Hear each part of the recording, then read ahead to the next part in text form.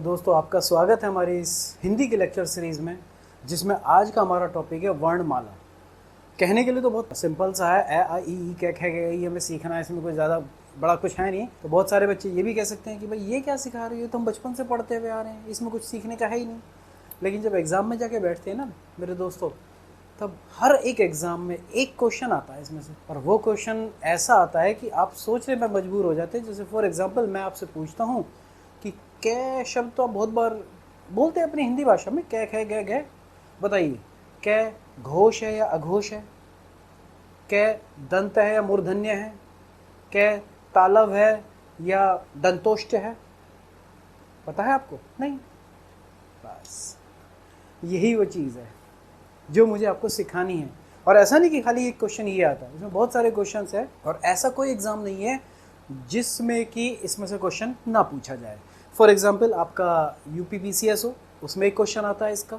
आपका UP TET हो या C टेट हो, या आपका कोई भी अदर स्टेट का जो PCS एग्ज़ाम होता है उसमें जहाँ पे हिंदी चलती है, जैसे MP, राजस्थान, हिमाचल, हरियाणा, हर जगह इसमें से एक क्वेश्चन आता है।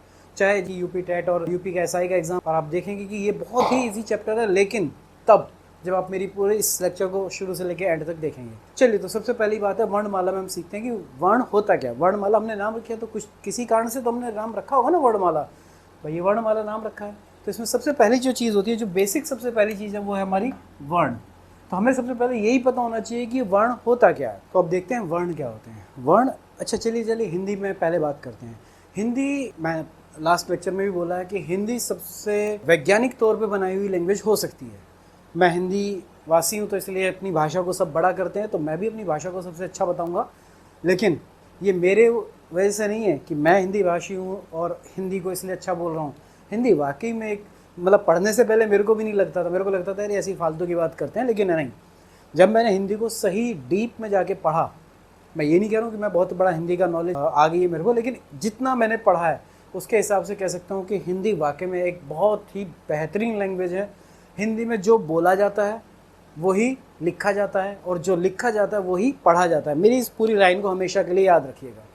किसी और लैंग्वेज में कभी भी ऐसा नहीं होता कि आप शब्द को पढ़ेंगे कुछ और, बोलेंगे कुछ और, एक ही शब्द को दो अलग अलग तरीके से आप बोलना सीखेंगे। हिंदी में ऐसा नहीं है। हिंदी में तो जो एक स्वर है, मतलब एक जिस तरीके से उस ध्वनि को बोला जाएगा वो वैसे ही रहेगी। तो वर्ण की बात करते हैं। वर्ण क्या है? वर्ण बेसिकली क्या है? वर्ण वह छोटी से छोटी मूल ध्वनि है, इस पर फोकस रखिएगा, मूल ध्वनि, जिसके खंड या टुकड़े नहीं किए जा सकते हैं। यानी कि मैं जो किसी भी तरीके की आवाज़ निकाल रहा हूँ, अ, ई, आई, जो भी गले से जैसी भी कोई आवाज़ निकलेगी, हिंदी में उसके लिए कोई ना कोई चिन्ह जरूर होगा। याद रखिएगा इस बात को, चिन्ह कोई ना कोई होगा। और एक और चीज़ मैं पहले ही डिक्लेयर कर दूं, मेरी राइटिंग बहुत ख़राब है, मतलब ये मैंने जैसा भी लिखा गया है तो इसको आप थोड़ा मैनेज कर लीजिएगा। तो ये बात आपको समझ लीजिए कि जैसी भी हमारी कोई ध्वनि निकलेगी उसके लिए हमारे पास एक यहाँ पे वर्ण बना होगा। अभी वर्ण होता क्या है वो भी अब बताएंगे, हम बात करेंगे।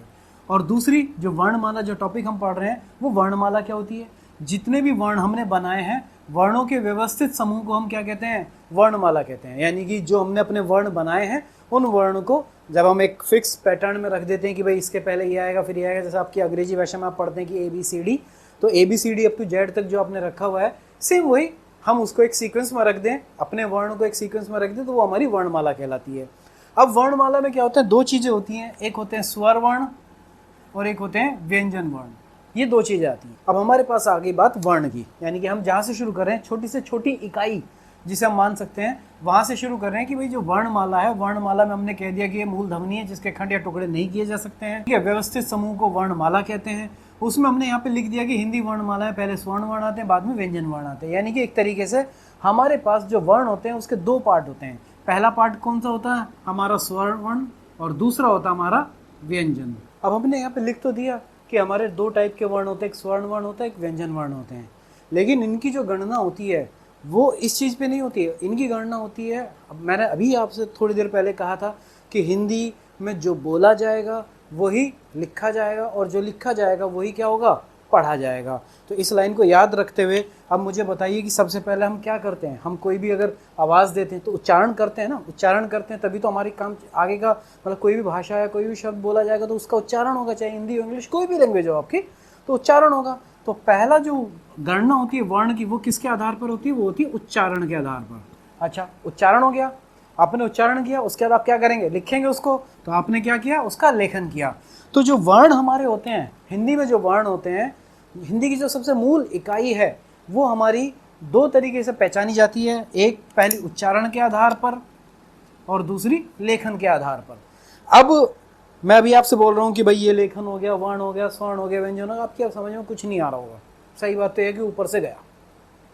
जिन्होंने पढ़ रखा है उनकी बात अलग है, जिन्होंने नहीं पढ़ रखा है तो मुझे ऐसा लगता है, क्योंकि जब मैंने पहली बार पढ़ना शुरू किया था बुक से, मतलब मैंने बहुत सारी चीज़ें पढ़ी हैं, तो मुझे लगा पता नहीं यार क्या बकवास कर रहे हैं, स्वर्ण व्यंजन वर्ण उच्चारण लेखन, पता नहीं ऊपर से जा रहा था सब कुछ। लेकिन फिर समझ में आया कि हाँ भाई क्यों जा रहा है। तो अब सबसे पहले हम इस चीज़ को देखते हैं कि ये लेखचारण क्या है, लेखन क्या है, स्वर्ण वर्ण क्या है, व्यंजन वर्ण क्या है, इसको देखते हैं। ठीक है, तो इसको देखने के लिए हम सबसे पहले ए आ ई लिख लेते हैं। और हाँ, मेरे साथ आप लोग भी लिखिए, क्योंकि जितना आप नोट्स बनाएंगे, कॉपी पेन लेके बैठिएगा, नोट्स बनाइए। मेरे से नहीं, किसी भी लेक्चर में बैठेगा तो नोट्स बनाइए। और अगर आपने नोट्स बनाए तो मैं नहीं मानता आपका एक भी क्वेश्चन छूटेगा। और मैं ये आपको एग्जाम्पल करके दिखाऊंगा जब मैं अलग अलग एग्जाम्स के क्वेश्चन इकट्ठे करके आपको प्रैक्टिस कराऊंगा। इसी लेक्चर में हम करेंगे, या इससे नेक्स्ट प्रैक्टिस लेक्चर रखेंगे तो उसमें करेंगे। चलिए तो देखते हैं हम अपने आ ई ई। ये रहे जी हमारे हिंदी के जितने भी मेन हमारे वर्णमाला की जितनी भी, जिसे हम कहते हैं ना छोटी से छोटी मूल ध्वनि, वो ये है हमारी। अब अभी इनकी गिनती वगैरह करते हैं, अभी देखते हैं ये क्या है। तो सबसे पहले हमारे ये हैं टोटल मिला के 11। और जो मैं लिखवा रहा हूँ इस चीज़ पे ध्यान दीजिएगा, ये हमारे 2, 1 2 3 4 5, ये हमारे हैं टोटल 5 5 5 5 5। नीचे वाले दोनों हमारे 4 और 4, बाकी 4 यहाँ पर, ये 2 और ये 3। अब आप कहेंगे कि भाई ये गिनतियाँ क्यों लिखी है, तो हम सबको पता है। नहीं, इनका कारण है, अभी बताता हूँ। एक एक करके हम इसके सारे क्वेश्चन सॉल्व करेंगे। तो अब सबसे पहला क्वेश्चन देखते हैं हम कि हमारी जो मानक हिंदी होती है, मानक हिंदी का मतलब वो हिंदी जो हमारी गवर्नमेंट ने फिक्स की हुई है, राजभाषा के लिए हमारा हिंदी का एक पैटर्न बना हुआ, उस पैटर्न में जो फिक्स है उसके अकॉर्डिंग हम किन किन चिन्ह को यूज़ करते हैं और कैसे कैसे करते हैं। तो सबसे पहला क्वेश्चन जो मैंने यहाँ पे अभी लिखा था कि हम उच्चारण और लेखन की बात करते हैं, तो मानक हिंदी के अकॉर्डिंग जो हम उच्चारण करते हैं उसके अकॉर्डिंग हमारे जो टोटल वर्ण होने चाहिए वो कितने होने चाहिए? 45।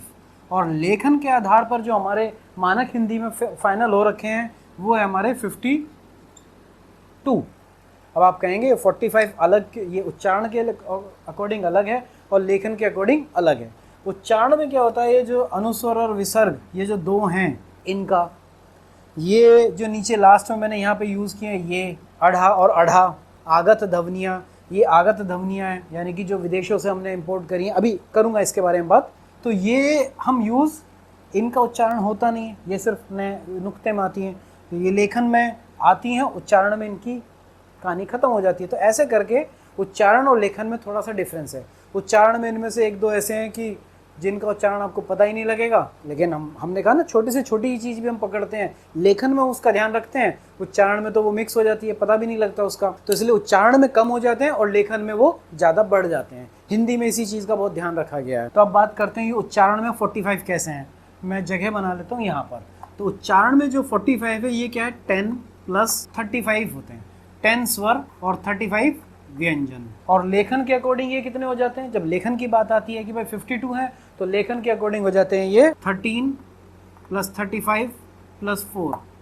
तो ये तो हो गया आपके 45 और इसके अकॉर्डिंग हो गया ये 52। ये जो 13 होते हैं, 11 और 2 13, तो 13 ये। अच्छा, एक और चीज़ अब मैं यहाँ पे लिख देता हूँ, ये सारे होते हैं हमारे स्वर, और नीचे ये जो सारे होते हैं ये होते हैं हमारे व्यंजन। ये हमारे होते हैं संयुक्त व्यंजन। ये हमारे, ये जो दोनों वर्ड हैं, क्योंकि हमने क्या कहा है कि संस्कृत से ही एक तरह से हिंदी बनी है, देवनागरी लिपि से घूमते घूमते हिंदी बनी है। तो ये जो दोनों वर्ण हैं, ये वर्ण हमारे संस्कृत में नहीं थे, ये हिंदी के वर्ण हैं, इसलिए इनको अलग से हिंदी में यूज़ किया गया और उनके नीचे एक बिंदी लगाकर, ये याद रखिएगा इसको ज़रा, ये बिंदी का ज़रूर इस्तेमाल करना है। और इनका जब उच्चारण होता है तो इनका उच्चारण होता है अड़ा और अढ़ा। अड़ा, ये जो ड है यहाँ पे हम बोलते हैं ना ड, ये अड़ा है, ये ड है और ये अड़ा है। दोनों में वर्ड यूज कर, ध्यान, मेरी आवाज़ को ध्यान से सुनिएगा। ध्वनि, ध्वनि पे ध्यान दीजिए। ड और अडा, अ डा और डा, इनके आएंगे, इनके एग्जाम्पल, अभी एग्जाम्पल लूंगा इनके कि कहाँ कहाँ कौन से में एग्जाम्पल है। अभी मैं इनको, क्योंकि उच्चारण करना सीखेंगे सबसे पहले, तो हम इनको उच्चारण सीखेंगे, फिर हम आगे बात करेंगे। तो ये अढ़ा और ये अढ़ा, ये आगत ध्वनियाँ जो हम, आप लोगों ने कभी अगर पुराने गाने सुने हो, गज़लें सुनी हो, तो ज़माना, हाँ बहुत बार बोलते हैं ज़माना, ज़, ये जो इस तरीके की आवाज़ है, ये जो ध्वनि है ज़, ये फ़ारसी से हमने इंपोर्ट किया था, तो उसके लिए हम ये इस तरीके का ज़ यूज़ करते हैं। ये फ़ा, तो ये फ़ा भी वहीं का आया हुआ है। और हमारा जो होता है ये ज होता है, सिर्फ खाली ज, ज, और ये ज़। इन दोनों ध्वनि में आपको अंतर अगर महसूस हो रहा है तो ये बात समझ सकते हैं आप, ज़ और ज, दोनों में अंतर समझना चाहिए। ऐसे ही हमारा है फ और ये फा। तो ये जो है ये अंग्रेजी वाला है, अंग्रेजी से हमने इंपोर्ट किया है, तो ये दोनों हिंदी में ही हमने बनाए हैं, तो स्पेशली हिंदी में यूज़ करते हैं। संस्कृत में तो इनका कोई मतलब ही नहीं था। ये संयुक्त व्यंजन है, यानी कि संयुक्त, यानी कि दो व्यंजनों को जोड़ के जब बनते हैं वो। तो अब सबसे पहली बात यहाँ पे आ जाते हैं वापस, हमारे 10 स्वर हैं और 35 व्यंजन हैं। किसमें? उच्चारण में। और हमारे लेखन में कितने हैं? 13 स्वर, 35 व्यंजन, और ये बचे 4 जो है ये क्या है? संयुक्त व्यंजन। अब आपने कुछ किताबों में देखा होगा, कुछ किताबों में लिखा रहता है, ये एक बड़ी दिक्कत वाली बात है कि कुछ किताबों में यहाँ पे क्या लिखा होता है, मैं यहीं पे लिख देता हूँ कि इसकी बजाय लिखा होता है 48 और 55। मैं अभी आपको एक चीज़ क्लियर कर देता हूँ कि 2 चीज़ें मैंने अभी बोली, एक मानक हिंदी और एक हिंदी। हिंदी यानी कि जो आम बोल चाल में लोग यूज़ कर देते हैं वो हिंदी, और एक मानक यानी कि जो सरकार ने एक, मतलब एक सरकार का क्या कहूँ, मतलब एक हिंदी की जो फाइनल, जो हमारी गवर्नमेंट की तरफ से जो फाइनल हुआ है कि भाई हिंदी का प्रारूप ये रहेगा वो। तो ये जो उच्चारण में मानक हिंदी के अकॉर्डिंग तो है ये चीज़ें, और आम बोल चाल में है ये चीज़ें। तो इसलिए कुछ बुक में आप देखेंगे कि 48 और 55 लिखा होगा, वो इसलिए लिखा होगा, ये 45 के बाद 3 ये आगत ध्वनियाँ जो है उसमें ऐड कर देते हैं, तो 45 + 3 48, ऐसे 52 + 3 55। अब देखिए कैसे, मैं अब इसको क्लियर करता हूँ ज़रा। आपने कहा स्वर और व्यंजन, यहाँ पे स्वर कितने हैं? 10, और आप यहाँ पे गिनती करेंगे तो 1 2 3 4 5 6 7 8 9 10 11, यहाँ पे कितने हैं? 11। तो उच्चारण में एक इनमें से कोई से जाएगा, क्योंकि इन दोनों को तो हमने बोल ही दिया पहले कि भाई हमारे ये दोनों अलग हैं। तो ये जो री होता है, ये स्वर नहीं माना जाता मानक हिंदी के उच्चारण में। हाँ भाई, अर्ध स्वर माना जाता है। अभी एक एक करके बात करेंगे सारी चीज़ों के बारे में, अभी मैं सिर्फ गिनती बता रहा हूँ कि भाई आप गिन लीजिए पहले, उसके बाद आगे बात करेंगे। तो ये वाला स्वर नहीं माना जाता। तो बचे कितने यहाँ पर? अगर यहाँ पे देखूँ तो कितने बचे? ये 10। तो ये जो 10 है ये स्वर में आ गए। बचे व्यंजन। अब व्यंजन की गिनती कहाँ से होगी? वो यहाँ से होती है। 5 10 15 20 25 तो हमारी यही हो गए, नहीं हो गए? और आगे कितने हो गए? ये 25 4 29 और 4 33, और 33 और 2 ये वाले, तो कितने हो गए भाई? अगर इनको गिनेंगे तो ये 33 और +2 ये वाले, तो 33 और 2 कितने हो गए? 35 व्यंजन हो गए हमारे। मैंने इसीलिए कहा था ये हिंदी के हैं, इनको इंक्लूड करना ही करना है। ये उच्चारण है इनका, मैंने अभी उच्चारण करके दिखाया ना, अड़ा और अढ़ा, तो ये उच्चारण है। लेखन में अब बात आती है लेखन में, तो लेखन में कितने हो गए? लेखन में 11 तो ये हो गए। अब यहाँ पे स्वर है ना 13, तो 13 कौन से हो गए? 11 + 2 ये तो हो गए स्वर, इतने यहाँ से यहाँ तक। व्यंजन सीधी सी बात है, ये हमारे व्यंजन हो गए। 33 + 2 35 हो गए व्यंजन। बचे 4 कौन से? 4 आ गए ये संयुक्त व्यंजन, ये जिसे हम पढ़ते हैं ना, क्षत्री त्रय त्रिशूल ज्ञानी श्रम, ऐसे। तो ये हो गए हमारे 4, तो कितने हो गए? 52। और यहाँ पे 48 बनाने के लिए ये 3 आगत ध्वनियाँ जोड़ दीजिए दोनों में, तो ये बन जाएंगे। तो हमारी गिनती तो हमारी समझ में आ गई कि कुछ बुक में लिखा रहता है 52, कुछ में लिखा रहता है 55, कुछ में लिखा रहता है 45, और कुछ में लिखा रहता है यहाँ पर 48। तो ये तो हमारी समझ में आ गया कि भाई ऐसा क्यों लिखा हुआ है, इसमें तो कोई कन्फ्यूजन नहीं होना चाहिए आपको। यानी कि अभी हमने जो गिनतियों की बात करी मानक हिंदी के अकॉर्डिंग और एक आम बोलचाल के अकॉर्डिंग, हमारे कितने कितने स्वर और व्यंजन हो गए?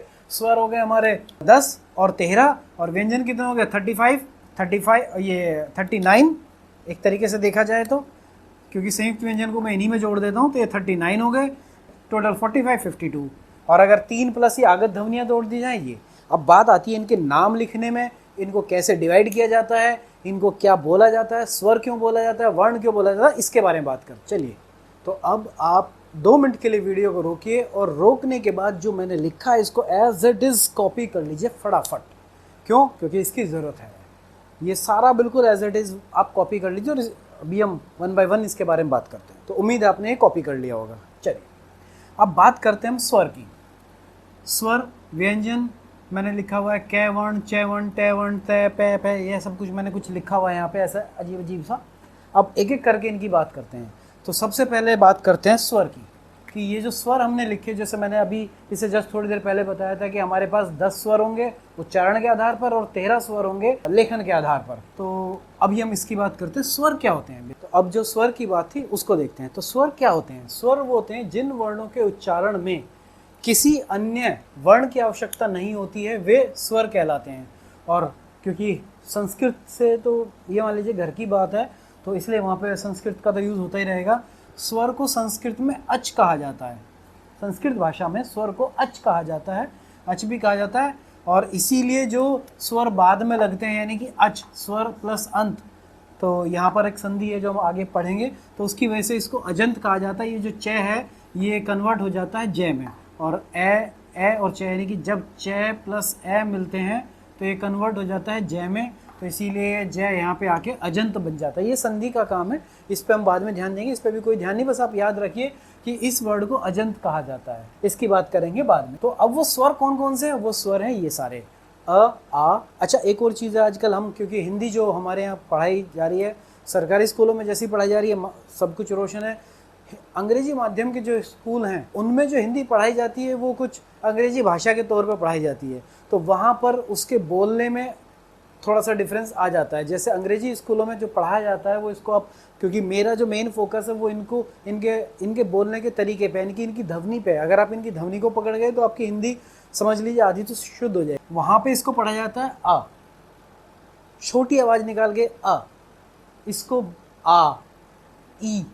तो वहाँ पे एक आ पहले से ही एक्स्ट्रा लगा देते हैं, जबकि उसकी ज़रूरत नहीं होती है। ये सही जो इसका उच्चारण होता है वो अ ही होता है। अ स्वर है, इसमें किसी भी और चीज़ की जरूरत नहीं है, अपने आप ये ध्वनि निकलेगी, आराम से निकल रही है, किसी और ध्वनि की जरूरत नहीं है। अ, आ, ई, उ। तो अब इनको जो बोला जाता है इनको याद रखिएगा, आ। ध्वनि पे खास तौर पे ध्यान दीजिएगा, अ, आ, ई, उ। और लंबाई देखिए इनकी, मैं जब अ बोल रहा हूँ तो बहुत छोटा बोल रहा हूँ, आ बोल रहा हूँ तो थोड़ा लंबा खींच के बोल रहा हूँ, थोड़ा सा लंबा खींच रहा हूँ। तो ये अ, आ, ई, उ थोड़ा छोटा है, क्योंकि ये छोटा उ हम लोग जो पढ़ते हैं ना, छोटा आ बड़ा आ, छोटी ई बड़ी ई, छोटा उ बड़ा उ, ये वाला छोटा और ये बड़ा। यहाँ छोटा बड़ा नहीं होता, ये हमें सिखाने के लिए सिखाया जाता है, लेकिन ये क्या होता है, थोड़ी देर के लिए बोला जाता है। इसकी जो ध्वनि है वो थोड़ी छोटी होती है, इसलिए हम इसे छोटा उ बोल देते हैं, बड़ा उ बोल देते हैं। बड़ा उ नहीं है, वो उसकी ध्वनि थोड़ी बड़ी है, थोड़ी देर तक आवाज़ आती है, तो इसलिए हम उसे बोलते हैं बड़ा उ। तो ये अ, आ, ई, उ। ये इस पे खास तौर पे ध्यान दीजिएगा, इसको बोलते हैं री। ऋषि वाला जो री होता है ना, ऋषि। ये ए, ओ, और ये अनुस्वार का अना, और ये विसर्ग अह। इस विसर्ग में जो आवाज़ आती है वो ह की आती है। जैसे आपने यहाँ पे लिखते हैं, जैसे आपने लिखा यहाँ पे अंत है, तो अब आप देखिए, ध्यान दीजिए मेरी आवाज़ पे, आप ध्यान दीजिए। मैंने अभी इसको क्या बोला, कुछ लोग इसको अंत भी बोल सकते हैं, लेकिन ये अंत है, अंत है की आवाज़ आती है इसमें, अंत है। तो जो विसर्ग होता है, जहाँ पे भी विसर्ग लगाता है, ये अयोगवाह का हिस्सा होता है। हम इन दोनों को अयोगवाह भी बोलते हैं, मैंने इसीलिए लिखा हुआ है यहाँ पे अयोगवाह। इनके पहले का नाम है अनुस्वार, दूसरे का नाम है विसर्ग। तो ये तो अनुस्वार होता है, यानी कि जहाँ पे नाक से ध्वनि निकलती है, अभी इसकी बात नहीं करेंगे, बस इसको बोलते हैं कि अनुस्वार होता है। और ये जहाँ भी ऐसी बिंदी लगी थी, अनुस्वार टाइप की वाली बिंदी होती है, अभी देखेंगे इसका यूज़ कैसे होगा। और दूसरा होता है विसर्ग, यानी कि इसमें है की आवाज़ आती है थोड़ी सी, जैसे अंतः, इस्तः या अतः, ऐसी जो आवाज़ आती है वो इस तरीके के। ये प्रातः, ये आप लोगों ने पढ़ा होगा ना बहुत बार, प्रातः। तो अगर हम इसको ऐसे देखेंगे तो क्या बोलेंगे, इसको प्रात बोलेंगे, लेकिन हम लोग इसको क्या बोलते हैं, प्रातः बोलते हैं ना। प्रातः सुबह उठ के वो नहाने गया या सूर्य दर्शन करने गया, ऐसा बोलते हैं ना प्रातः। तो है की जो आवाज़ आ रही है, ये इस विसर्ग की आवाज़ है, ना कि इस प्रातः की आवाज़ है। तो ये जो विसर्ग है ये अयोग वाह का हिस्सा, ये वाला विसर्ग है। आप इनको बोलने की प्रैक्टिस करिएगा। तो अब इनके बोलने का तरीका क्या है? अ आ ई उ री ए ओ ऐसे, थोड़ा छोटा थोड़ा बड़ा, पहले वाला छोटा, बड़े वाला, दूसरे वाला बड़ा। तो ये हमारे स्वर होते हैं। अब लेकिन स्वर में भी हम थोड़ा सा तो खेलेंगे, थोड़ा एक्सपेंड करेंगे इसको।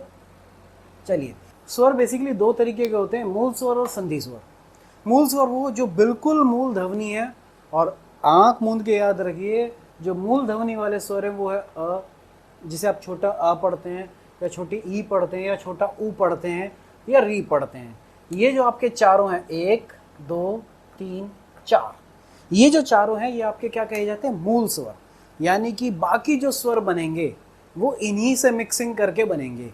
तो दो तरीके के स्वर होते हैं। पहला मूल स्वर, यानी कि मूल ध्वनि बिल्कुल इस, क्योंकि हमने देखा जाए तो अ और आ दोनों एक ही ध्वनि के वो है ना भाई। एक को हमने थोड़ा लंबा कर दिया, को छोटा कर रखा है, यही तो है। लेकिन अगर इसकी मूल ध्वनि देखेंगे तो वो क्या है? अ की मूल ध्वनि अ ही है, और कुछ नहीं है। आ इसी को तो बड़ा किया हमने, और तो कुछ नहीं किया। बोलने का थोड़ा सा लहजा बदला, और कुछ नहीं किया।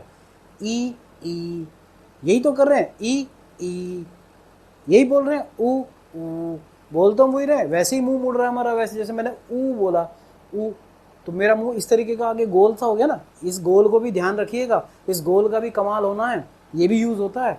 ये इनके ऊपर इनके वर्गीकरण होते हैं। तो ये जो गोल हुआ है ये क्यों बोला गया, ये सब क्वेश्चन आए हुए हैं, इसलिए मैं आपको बता रहा हूँ। तो मैंने जैसे ऊ बोला तो ऊ, मेरा मुंह आगे गोल हो गया, और मैं बड़ा ऊ बोल रहा हूँ, जिसे आप बड़ा ऊ बोलते हैं, ऊ, वो भी ऐसे ही बोला जा रहा है। तो मेन ध्वनि क्या है? छोटे वाली। वो छोटी ध्वनि को आप लंबा खींच दो तो वो बड़ी ध्वनि हो जाती है।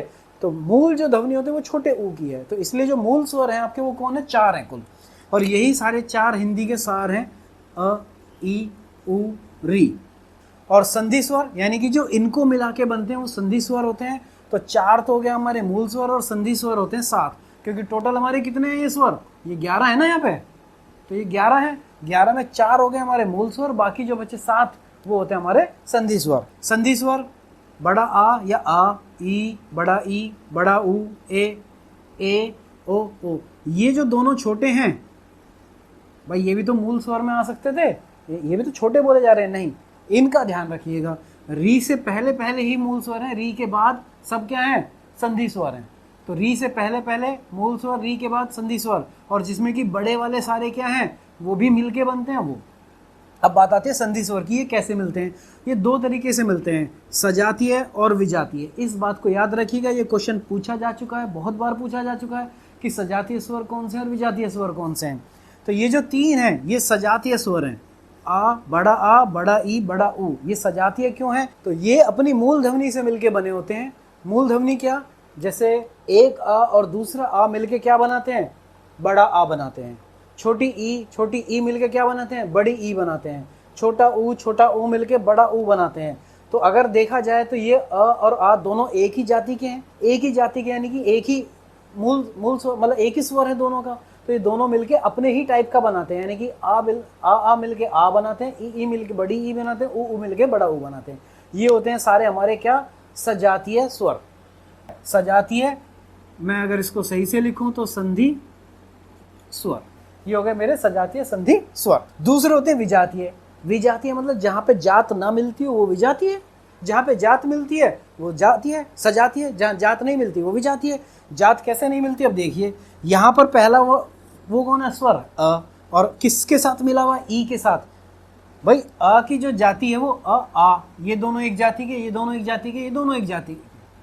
तो ये जो है यहाँ पे दोनों अलग अलग जाति के हैं, और इन्होंने मिलके क्या बनाया? ए। ये जो ए है ये बनाया पहला। फिर आ के साथ ए मिलेगा, ये जो ए बना ये आई हो जाएगा, आई।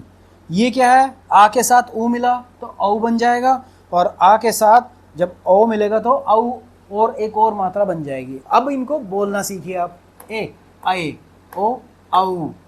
याद रखिएगा, इनको ध्यान रखिएगा, ए, औ, औ। डबल मात्रा हो जाती है इस पे। ओ सॉरी, मैं यहाँ, अरे मैंने डबल मात्रा लगा ही नहीं, वो डबल मात्रा होती है, उसको ज़रा करेक्ट कर लीजिएगा, वो लिखते हुए शायद होगी गलती। मैंने पहले ही कहा था मेरी हिंदी बहुत अच्छी नहीं है, बट आपको सिखा के जरूर जाऊंगा। तो ये याद रखिएगा, स्वर मेरे 2 तरीके के हुए, मूल स्वर, संधि स्वर। मूल स्वर मेरे 4 होते हैं, संधि स्वर मेरे 7 होते हैं। संधि स्वर भी दो तरीके के हो जाएंगे, एक सजातीय और एक विजातीय, यानी कि ये भी दो तरीके के हो जाते हैं, सजातीय, सजात और विजात। तीय अपने आप जोड़ लीजिएगा, तीय प्रत्यय। तो ये मेरा स्वर के बारे में हो गया। अब स्वर के बारे में एक दो चीज़ें आप नोट कर लीजिए जो बहुत ज़रूरी हैं। वो क्या है, तो भारत सरकार के अकॉर्डिंग जो ये री है ये स्वर माना जाता है, ये स्वर माना जाता है। और ये वैसे एक अर्ध स्वर भी बोला जाता है, यानी कि कंप्लीट स्वर नहीं है, अर्ध स्वर भी है। तो बहुत बार अगर पूछा जाए, कहीं पे क्वेश्चन आता है कि अर्ध स्वर कौन सा है, तो अगर ऑप्शन में री है तो आंख मूंद के मार दीजिएगा, ये अर्ध स्वर होता है। लेकिन भारत सरकार के अकॉर्डिंग ये री जो है ये स्वर माना गया है। तो ये दोनों चीज़ें याद रखिएगा कि भाई आम बोलचाल में री को स्वर नहीं मानते, इसको अर्ध स्वर मानते हैं, और भारत सरकार के अकॉर्डिंग इसको स्वर मानते हैं, पूरा कंप्लीट स्वर मानते हैं। दूसरा, ये जो अयोगवाह है, कहाँ गए मेरे अयोगवाह, हाँ ये रहे, अनुस्वार और विसर्ग, ये जो हैं इन दोनों को मानक हिंदी में क्या माना जाता है, इन दोनों को माना जाता है व्यंजन, मानक हिंदी में, याद रखिएगा। जबकि पारंपरिक हिंदी में इनको क्या माना जाता है, स्वर। ये लाइनें आपको लिख लीजिए, ये याद रखनी है। ये क्वेश्चन आए हुए हैं जो मैं आपको बोल रहा हूँ, ये सारी चीज़ें मैं वो बता रहा हूँ जो क्वेश्चन कहीं ना कहीं किसी न किसी एग्जाम में ज़रूर हैं। और जब आप इनको नोट्स बना लेंगे और मैं प्रैक्टिस क्वेश्चन आपको कराऊंगा तो आपका एक भी क्वेश्चन नहीं छूटेगा, ये मैं गारंटी दे के जाता हूँ। और मेरी पूरी लेक्चर सीरीज देख लीजिएगा, आपका हिंदी का कोई क्वेश्चन नहीं रुकेगा। आप खुद ही गलत करे आएँ तो मैं कह नहीं सकता, लेकिन अगर मेरे नोट्स पढ़ के जाएंगे तो कभी गलत नहीं होगा। तो अब इसके अलग दो तीन चीज़ें, छोटी छोटी सी जो लाइनें मैं बोल रहा हूँ, ये और लिख लीजिए। तो जो सबसे छोटी मौखिक इकाई होती है हिंदी में वो कौन होती है, ध्वनि। जो लिखा जाता है, जो लिखने की बात आती है, वो सबसे छोटी इकाई कौन सी होती है, वर्ण। जो ये सारे लिखे हुए हमने, अर्थ के आधार पर अगर हम बात करें कि सबसे छोटी इकाई कौन सी होती है, वो होती है शब्द। यानी कि जो इन वर्णों से मिलके जो बनेगा वो शब्द बनेगा। तो सब, अब यानी कि इसका मतलब तीन तरीके से हो गया। सबसे पहले जो मैं बोल रहा हूँ वो ध्वनि, ये सबसे छोटी इकाई हो गई। दूसरा, लिखने के आधार पर वर्ण हो गया। और तीसरा, शब्द के मतलब के आधार पे कि भी उसका मतलब भी तो निकले वर्ण का। ऐसा थोड़ी मैंने लिख दिया, ले भाई कै जय मैं रे, ये लिख दिया मैंने, अब इस कजमर का कोई मतलब थोड़ी है। कोई मतलब हो तो बताओ। तो ऐसा कोई मतलब नहीं है, यानी कि इनका अगर कोई मतलब निकले तो सबसे छोटी इकाई कौन है, शब्द। अगर अलग अलग लिखने हो तो ये कजमर मैंने लिख दिया। और ध्वनि, अब जैसे कै जय मैं रे मैंने लिखा, इसमें ध्वनि यानी कि क ख ग, ये जो अलग अलग आवाज निकल रही हैं ये वाली हैं भैया, ख ख आगत ध्वनियाँ। अपने यहाँ तो क ख ग होता है। अच्छा, एक और चीज़ ध्यान दीजिएगा, मैंने जस्ट इससे पहले जब ये लिखा था थोड़ी देर पहले, तो मैंने यहाँ पे किसी में इस तरीके का चिन्ह नहीं लगाया था, और यहाँ पे मैंने सब में लगाया हुआ है ये वाला चिन्ह। इस चिन्ह की बात अभी इसके बाद करते हैं। तो ये चिन्ह आप जरूर लगाइएगा, इसका मतलब समझाऊंगा क्यों लगता है ये। तो मैंने अभी तक जो इंपॉर्टेंट आपको बताया, पहली चीज़ क्या इंपॉर्टेंट बताई अभी तक, स्वर, मतलब मैंने आपको ये वर्णमाला के वर्ण बताए सारे के सारे। मैंने नीचे वालों के बारे में भी बात नहीं करी है, सिर्फ अभी स्वर के बारे में बात करी है, जिनको मैंने आपको बोलना बताया कि इनको क्या बोला जाता है, अ आ इ उ री ए औ औ, ये अनुस्वार और विसर्ग। टोटल 13, वैसे 11 मेरे स्वर कौन होते हैं, जिन वर्णों के उच्चारण में किसी भी वर्ण की, किसी और दूसरे वर्ण की आवश्यकता नहीं है, वो होते हैं मेरे स्वर। और स्वर को संस्कृत में क्या बोला जाता है, अच। स्वर दो तरीके के हो गए, मूल स्वर, संधि स्वर। संधि स्वर भी दो तरीके के होते हैं, सजातीय, विजातीय। मूल स्वर मेरे हो गए 4, अ ई उ री 4, और संधि स्वर इधर के हो गए आ ई उ ए औ, ये 7 हो गए। ये सजातीय, आ मिलके आ बनता है, ई मिलके बड़ी ई बनता है, उ मिलके बड़ा उ बनता है। और याद रखिएगा जो मैं ये लिखा है ये वाली चीज़, जब आप संधि के चैप्टर में जाएंगे, इससे नेक्स्ट चैप्टर हम संधि पढ़ेंगे, संधि के चैप्टर में जैसे ही आप जाएंगे, इसके बगैर आपको संधि समझना बहुत भारी काम है। अगर आपने आज ये बात समझ ली तो संधि आपको लगेगा ऐसे चुटकियों का खेल है। सच में मुझे भी नहीं समझ में आ रहा था, जब मैंने इसको समझा तो मुझे ये बात सारी समझ में आ गई। तो ये आपको संधि बड़ी आसान लगेगी जब आप इसको समझ लेंगे।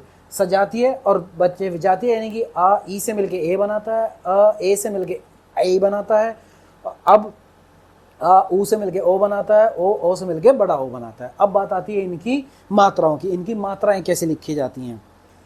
तो सबसे पहला हमारा अ है, इसकी कोई मात्रा नहीं है, याद रखिएगा, इसकी कोई मात्रा नहीं है। तो सबसे पहली मात्रा हमारी आ की आती है, जो किसी भी शब्द के बाद इस तरीके से बनती है। ई की मात्रा हमारी छोटी ई की मात्रा, यानी कि शिरोरेखा से पहले, मतलब जो भी यहाँ पे वर्ण होगा उसके पहले इस तरीके से लाइन खींच के ऊपर से ऐसे आएगी लेफ्ट हैंड से। बड़ी ई की मात्रा शिरोरेखा के ऊपर और बैक साइड से आएगी, यानी कि उसके पीछे।